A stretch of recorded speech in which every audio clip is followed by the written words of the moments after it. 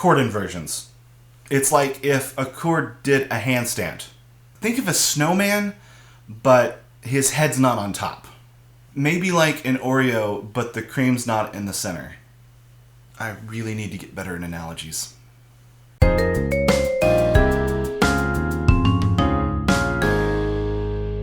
So far, we've looked at chords that look like this. We call this root position because C is the root of the chord and C is on the bottom. But what if it wasn't? Then we'd get something we call an inversion. Let's start by taking the root of the chord and moving it up an octave. Now from bottom to top, we have the third, the fifth, and the root. We call this first inversion. Anytime the third of the chord is on the bottom, it's a first inversion chord. Now let's flip the chord again. Let's take the third and put it up an octave. Now from bottom to top, we have the fifth, the root, and then the third. Logically, we call this second inversion. Anytime the fifth is on the bottom, it's a second inversion chord.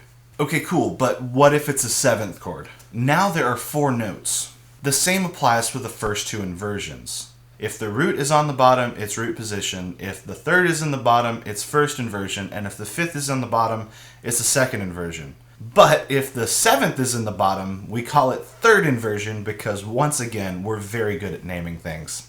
These labels apply no matter what the quality of the chord is. Major, minor, augmented, fully diminished, doesn't matter. All inversions work the same. At some point down the road, we'll start looking at Roman numeral analysis, which is how we might label some of these chords. That's beyond the scope of this video, so for now, just know first, second, and third inversions are things. However, it would be useful to practice looking at chords that are inverted.